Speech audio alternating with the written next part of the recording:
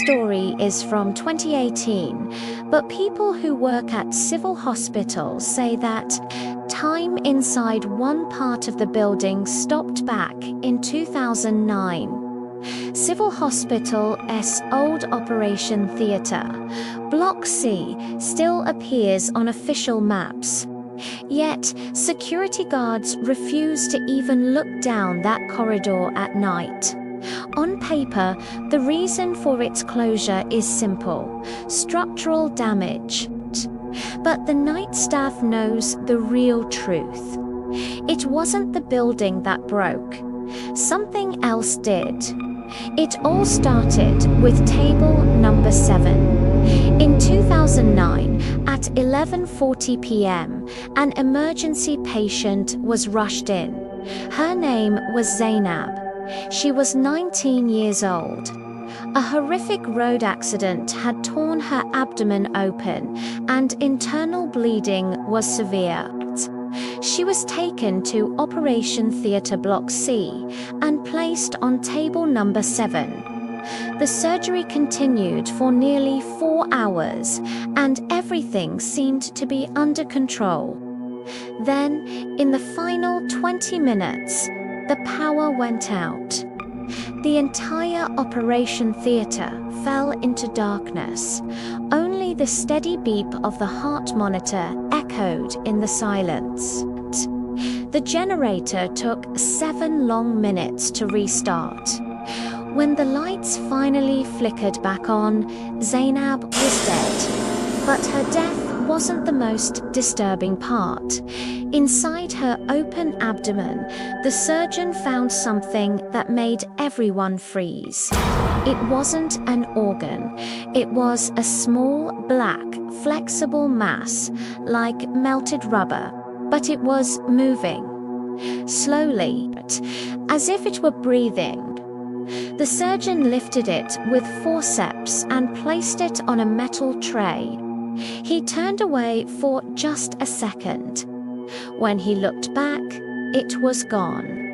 Only a deep black burn mark remained on the tray, as if something had burned itself into memory. That very night, Block C was sealed, permanently. 9 years later, at 2:47 a.m., another emergency patient arrived, a 19-year-old girl, road accident, the exact same injury. Dr. Hamza, a newly appointed junior doctor, was on duty. Every other operation theatre was occupied. The senior surgeon closed the file and said calmly, "Block C is available." Hamza went pale. "Sir, that block." The senior snapped, "Do you want to be a doctor or a coward?" With no choice left. Hamza placed the girl on a trolley and began pushing her toward Block C. The hallway felt unnaturally long. Each step made the old tiles scream beneath his feet, as if someone were following him. The air was cold, stale, as if a painful breath had been held in this corridor for years. When Hamza reached the operation theatre, the door creaked open by itself. Inside, everything was exactly as it had been left 9 years ago.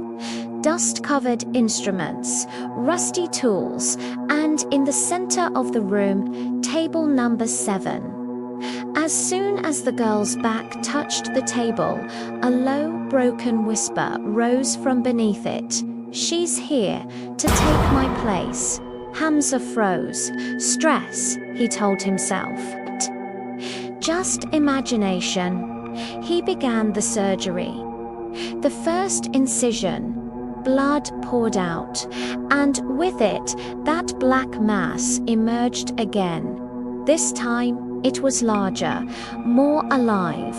It fell onto the table and began sliding toward the girl's face. Hamza tried to grab it, but the moment his fingers made contact, his hand went numb, completely lifeless. The lights began to flicker.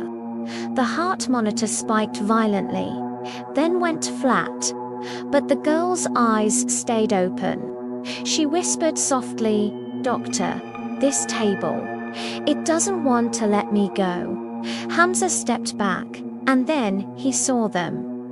Hands emerging from all sides of the table. Black, dried hands with unnaturally long fingers and broken nails.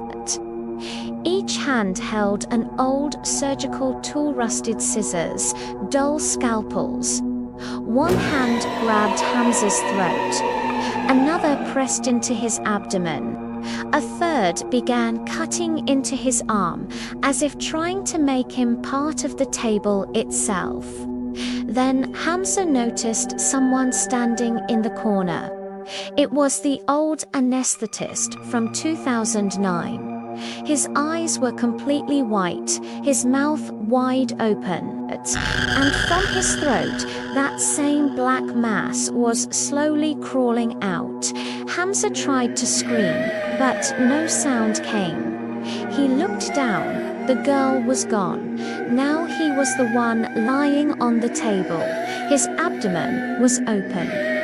Inside him, the black mass was pressing against his heart, slowly tightening.